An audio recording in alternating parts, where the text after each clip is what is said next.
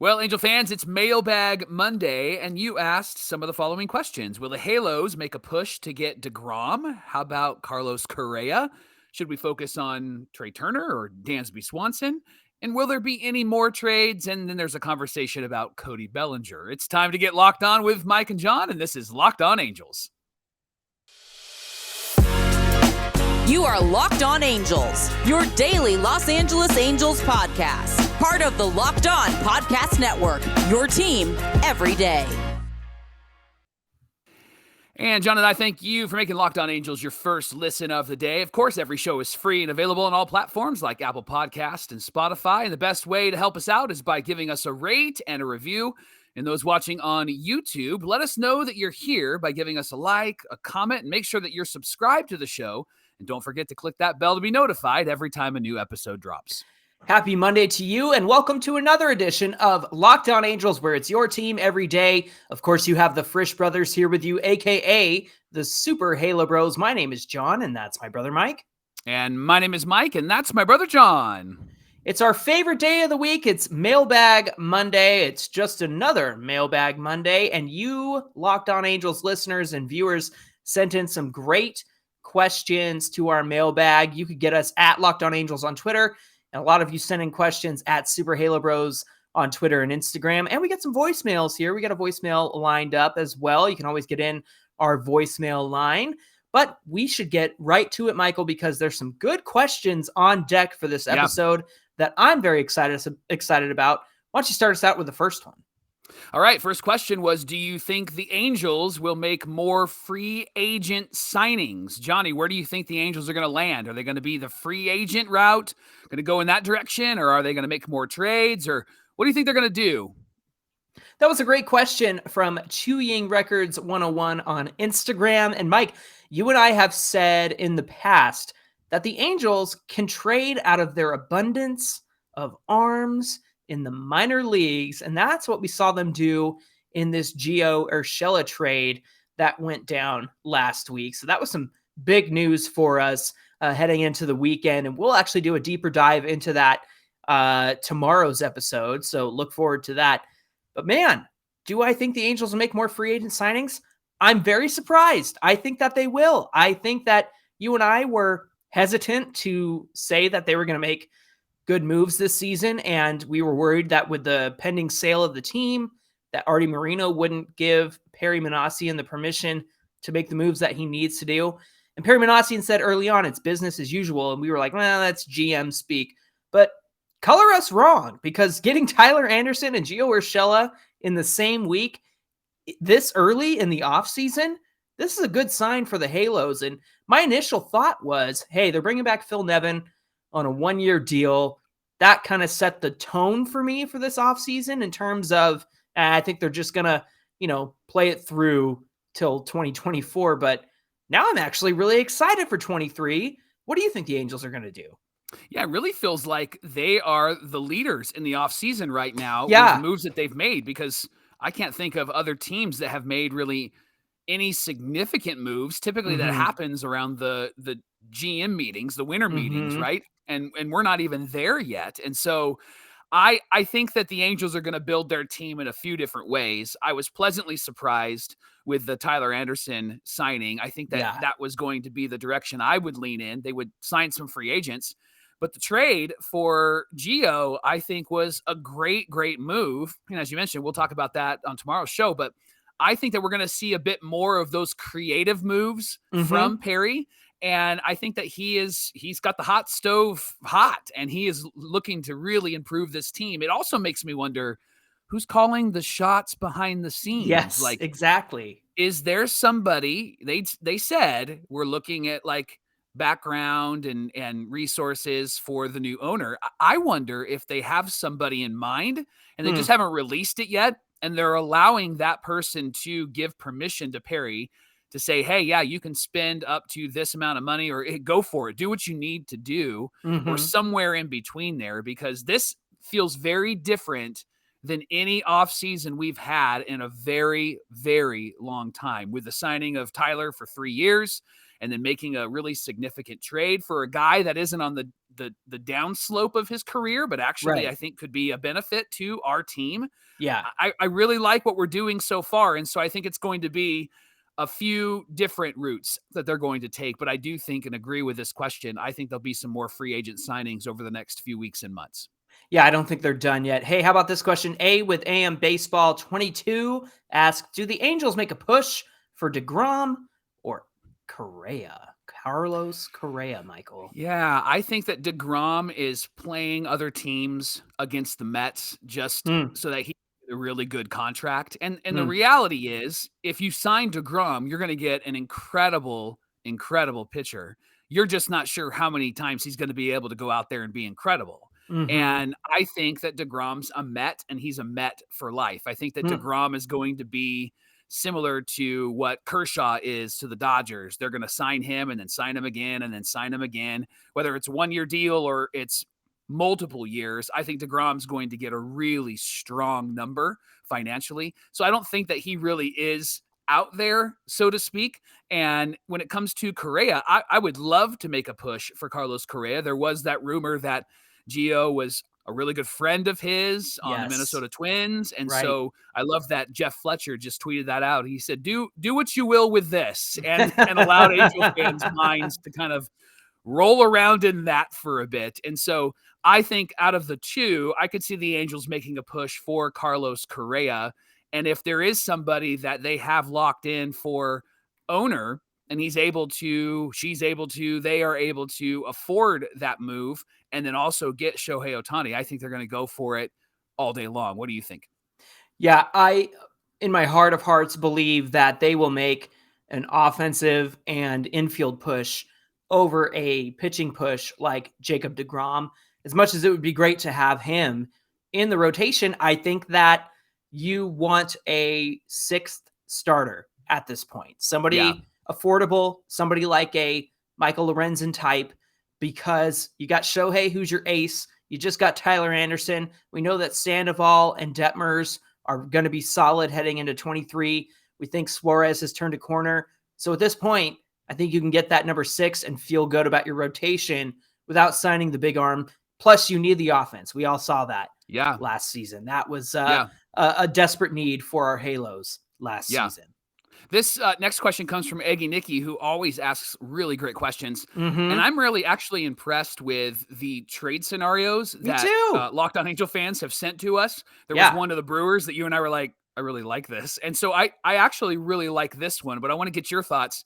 Griffin Canning, who is healthy and is supposed to make it back this season. Louis Rengifo, and then a player to be named later for Alex Verdugo, who plays with the Boston Red Sox, also a former Dodger.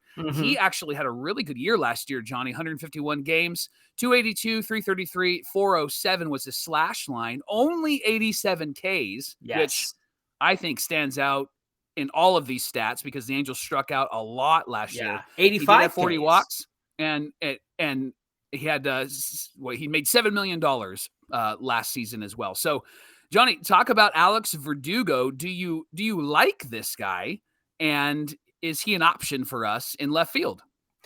So Alex Verdugo is arbitration eligible for the next 3 years, 23, 24, and 25. His age, 27 through 29 seasons.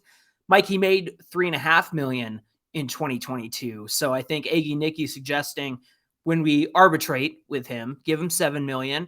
I think that's really affordable. Yeah. And you know what's impressive to me is his best position has been left field. You have Dodger Stadium, which is a more traditional left field. In 2019, he had 6 defensive runs saved. In 2020 with the Red Sox, he had 8 defensive runs saved. Wow. 7 in 21 and 0 last year in left field with the Red Sox. But remember, they got that funky outfield because they have the Green Monster out there. So that kind of adds a wrinkle to it. So a more traditional field like Dodger Stadium, he had a lot of success as a left fielder. And our options right now in terms of defense and left field are so-so. I think Moniak's the better outfielder. Joe Adell, we've seen him struggle at times, seem to have gotten better over the season. But Mike, the numbers for Alex Verdugo are really impressive, especially as you look at the way he's continued through his career. I mean, gosh, the power numbers in terms of 11 home runs aren't really there, but I think he's a quality bat.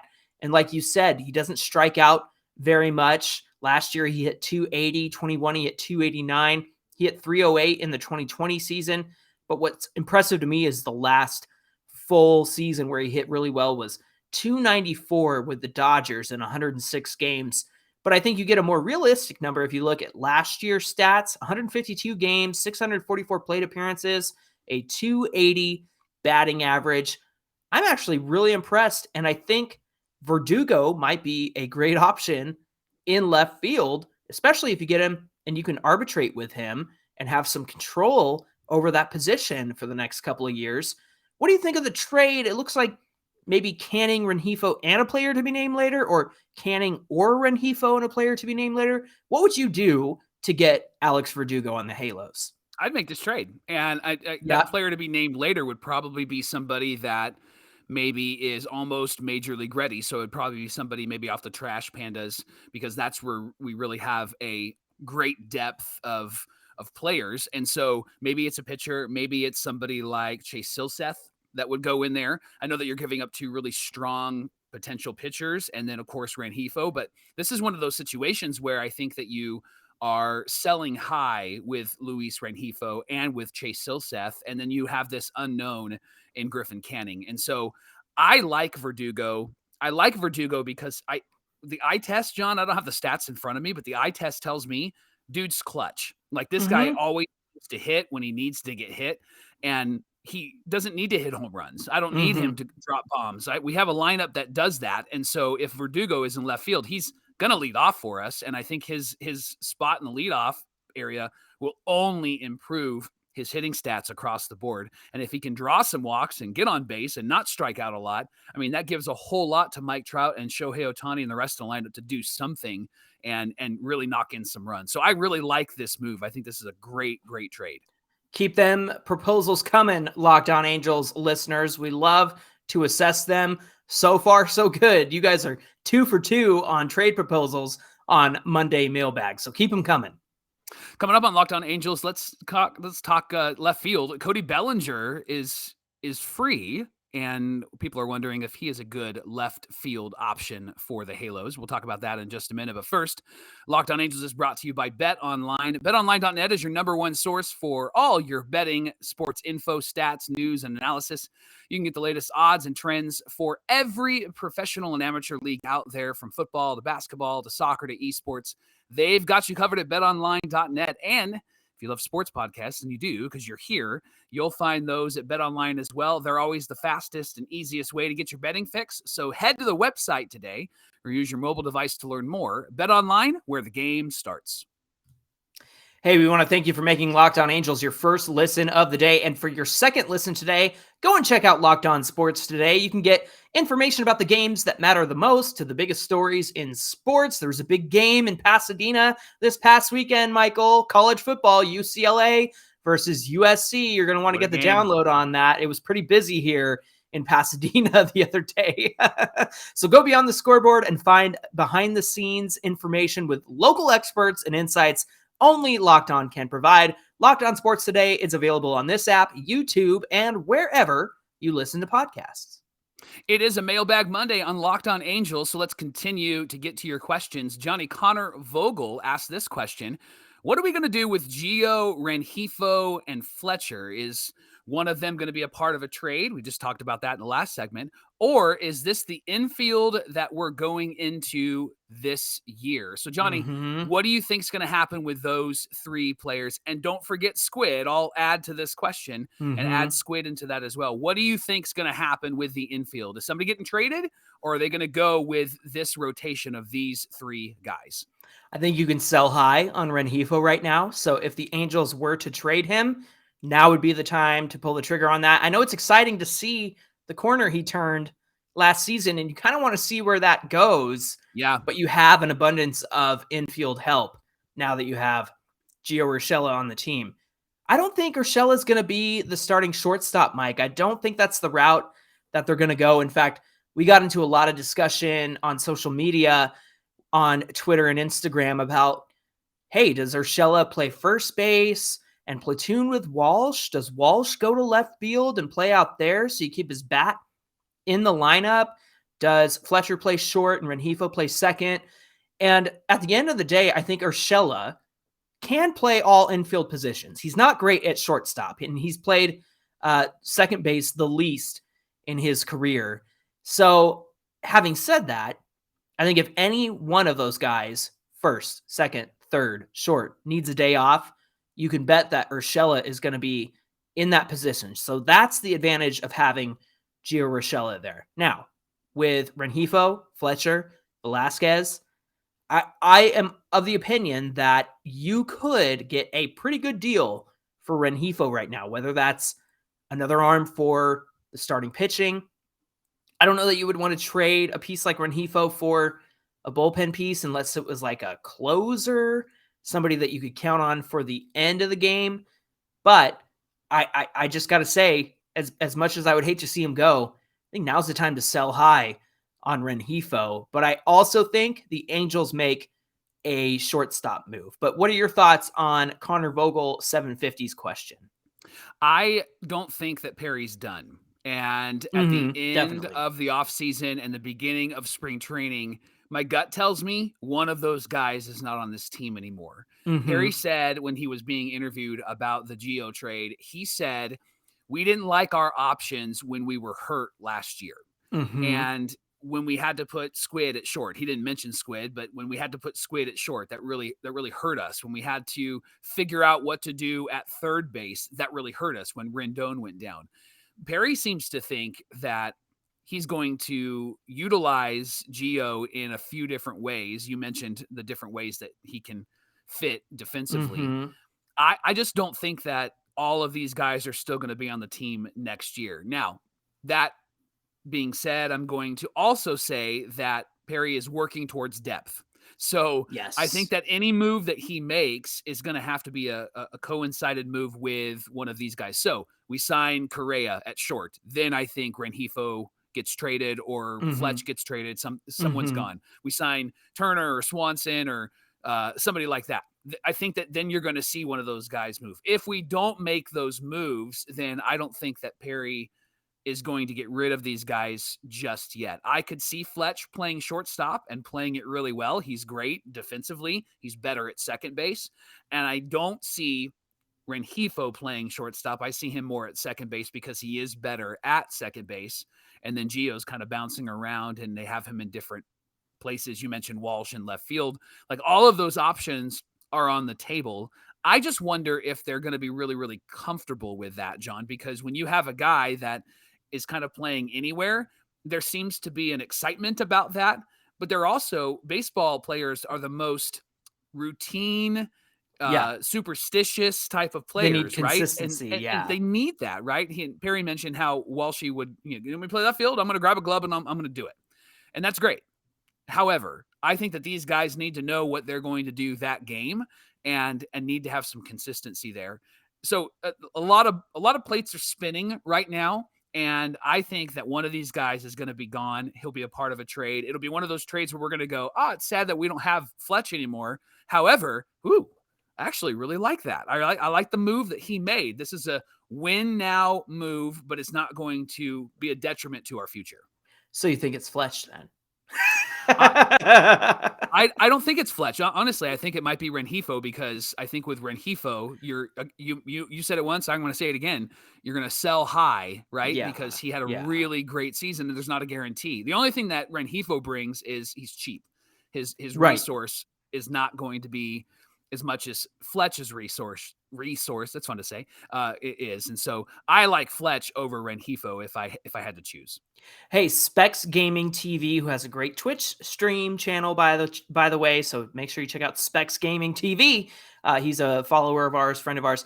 The Angels sign Trea Turner, right? And then Cheeseburger _ lover said, should we focus on Turner or Dansby? Mike, there's 4 hot shortstops out there. Yeah. Bogarts, Correa, we talked about them previously. Dansby Swanson, who is coming off a year with the Braves. career year, actually. And then Trea Turner, who was with the Nationals, got traded Yeah. to the Dodgers. He is now a free agent. Do the Angels focus on Turner or Dansby? I got the stats here. Mike, what's your gut tell you? Who do you like better out of these two? I like Trey just because I think he fits into our lineup really seamlessly. I think that he adds a whole lot to the Angels, and the reason why I think that is because of the fact that he actually gets on base. He does hit for power and can knock in some runs, but I think that Turner slots in really nice at the top of the order. I think that you can mix and match him and Trout and Ohtani. And I think that if you bring in somebody like a Dansby Swanson, what you're getting is kind of what you already have had in the past with other hitters. You're getting somebody who has the potential to hit a lot of home runs, but he also is going to strike out a lot. I look at his stats right now, Johnny, and he had a great year, but don't those stats look like Jared Walsh's stats from 2 years ago? I mean, the guy, last year, 277, 329 on base, 25 home runs, 96 RBIs. Like Jared Walsh figures it out and he's not hurt.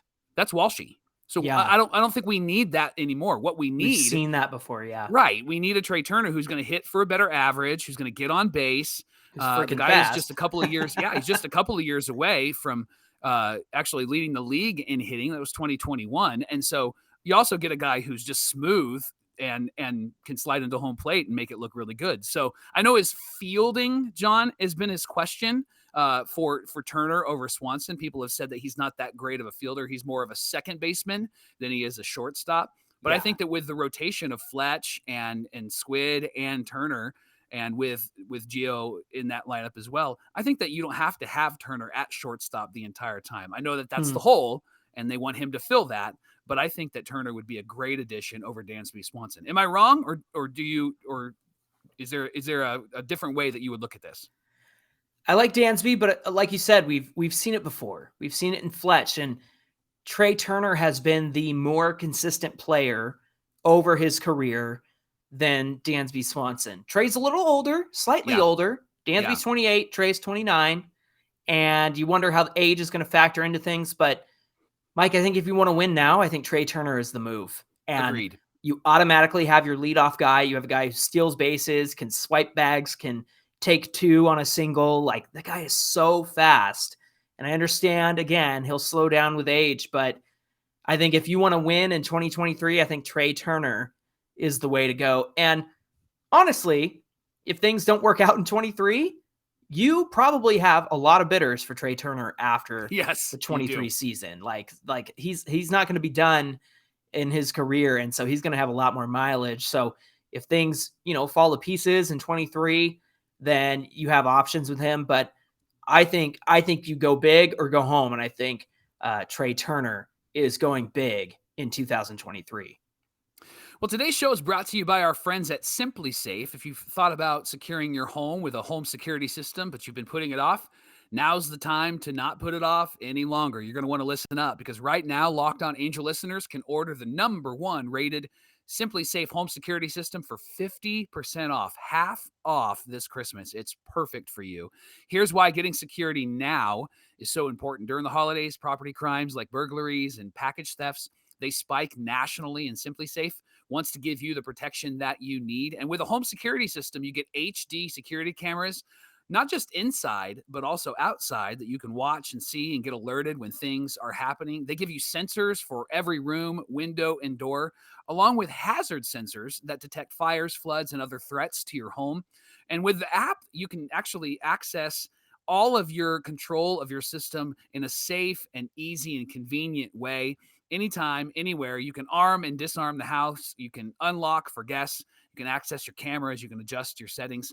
Don't miss your chance to save big on the only security system that Locked On recommends. You can get 50% off of this new system at simplisafe.com/LockedOnMLB. It's their biggest discount of the year, so do not wait. That's simplisafe.com/LockedOnMLB. And remember, there's no safe like SimpliSafe. We're going to go to our first voicemail this week for Monday Mailbag. Let's go right to it. Hey guys, it's Anthony Aguiluz from Paris, California. Just want to say I love the podcast. What you guys are doing is amazing. I enjoy listening to you guys every morning. Thanks for what you guys do.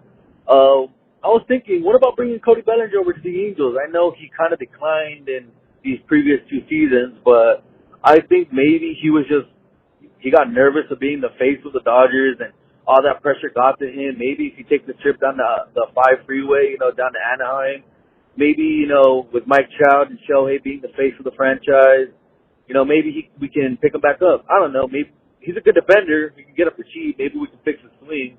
I don't know. Just want to know what you guys think about that. Thanks, guys. Have a good day. Bye.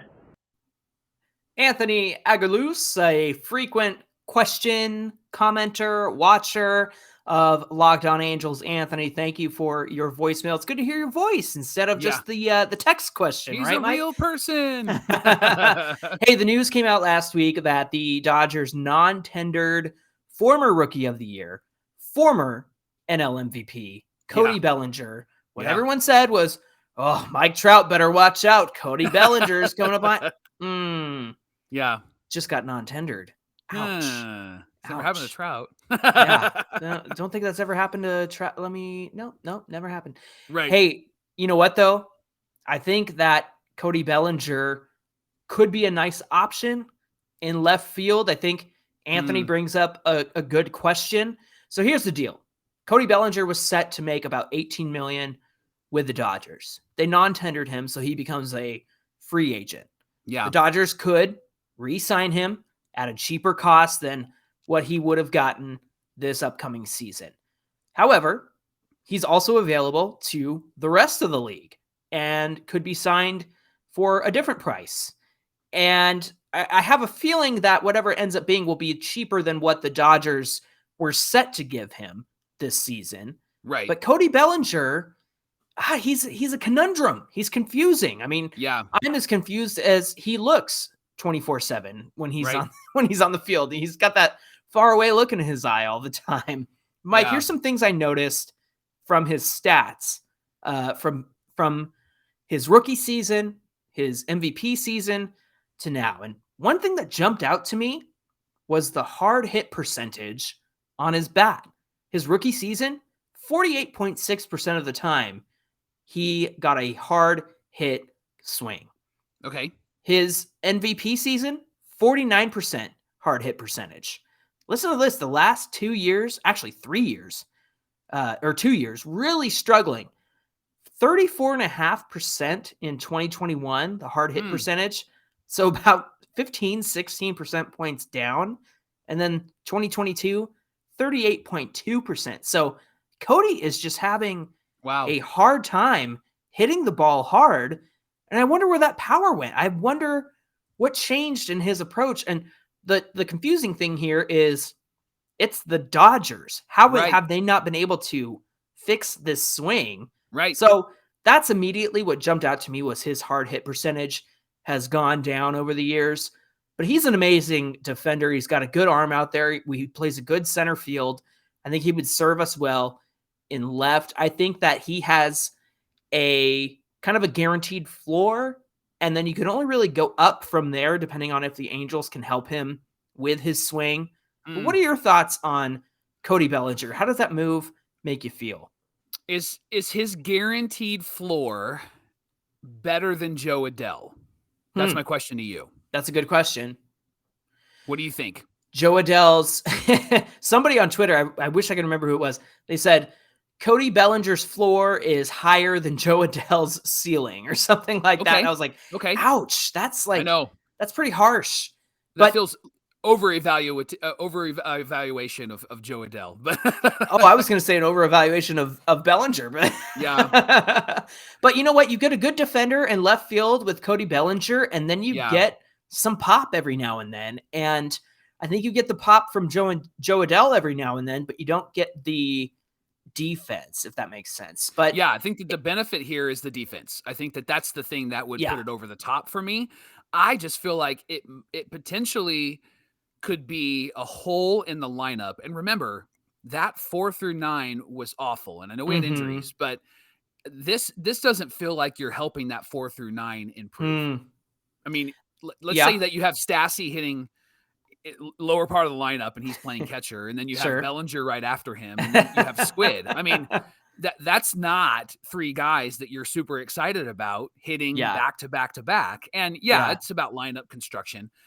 There's something about Cody that is intriguing because of what he's already done, because of how young he is, and because he is a really great defender. And if we can cover him up, which sounds so odd to say, in the lineup, then I would say that this might be at least something to consider. But we had this discussion about Squid last year. If we can cover him up in the lineup and he has really great defense, but then look what happened. Injuries happened and days off happened and those types of things. And so I'm going to lean in the direction of, I think that there's some better options out there. Let's look at those better options first. Yeah. And then go from there. This also feels like a desperate Angels move from a few years ago. Like, hey, here's a guy, let's grab him and let's see what happens. But the moves that Perry has made already, they don't feel desperate at all. They feel like this team is already better. And getting Cody doesn't make me go, they're going to get better after they sign Cody. That's a good point. It feels like every move so far has been very intentional. And I think taking a gamble on Cody at this point is not in the playbook for the Angels. I think that they want to win in 2023. You want to put a good team around Shohei. Maybe Bellinger isn't the move that says, yep, we're winning. We're taking it all this season. I think that you could probably have more of a sure thing in left field, whether that's via trade or a free agent signing. There's still some decent outfield options out there. So maybe the Angels will go that route. Hey, our friends over at Halos in the Infield had a fun question for us to end off with. And they said, favorite Marvel Defender of the Diamond minor league logo. If you're unaware of the Marvel Defender of the Diamond, they have redone so many minor league teams' logos, and they're going to actually have those uniforms in the upcoming season. So it's really exciting. They announced it in 21, and it's going to happen in 23. Mike, do you have a favorite logo from the Defenders of the Diamond? I'm a big fan of the Lake Elsinore Storms logo. I don't know if you've seen it, but it looks awesome. It looks like Green Goblin to me, or from the old Spider-Man cartoon. Like, I like the hood and it almost looks like Red Hood or something like that. Like, yes. It's got this kind of wizardy sort of maybe Ronin kind of covering his face a little bit. It's really. It looks awesome. I mean, it just looks scary and it looks awesome. I don't know what the previous logo actually looked like, but that logo is pretty rad. I like it. What about you? Dude, I'm going to cheat and just say Rocket City Trash Pandas because, number one, it looks like Rocket the Raccoon from Guardians of the Galaxy, but he's got this evil, twisted look. And then on his forehead, where it looks like his eyes come together like he's angry, is the shadow of a rocket ship. It's a rocket. So I love this one looks dang awesome. Yeah. And I'm happy that it's one of our teams who participated and got this really sweet logo. So I'm a fan of the Trash Pandas logo, marvelized. I think it's marvelous. Well, thanks for making Locked On Angels your first listen today. Now for your next listen, check out the Locked On Sports Today podcast. They share some of the biggest stories of the day, instant reactions, big game recaps, and the take of the day. Available on the Odyssey app, YouTube, or wherever you get your podcasts. Hey, we hope that you'll give us a follow at Locked On Angels on Twitter and, of course, at Super Halo Bros on Twitter and Instagram. You can connect with Mike and I there. And, of course, comment below the video if you're watching on YouTube. We love your comments and responses, and we do our best to get back to you there. Mike, what do we have on deck for tomorrow's show? Well, we talked a lot about the Gio Urshela trade. We're actually going to dive a little bit deeper, talk about where he'll play, what it means for the team, and who we actually traded to get him because he was in our top 30 prospects. So we're going to talk all about that tomorrow on Locked On Angels. We hope you'll join us for that conversation. Until then, my name is John, and that's my brother Mike. And my name is Mike, and that's my brother John. That's going to do it for this edition of Locked On Angels, and we'll see you right back here tomorrow for some Urshela talk. Thanks, everybody.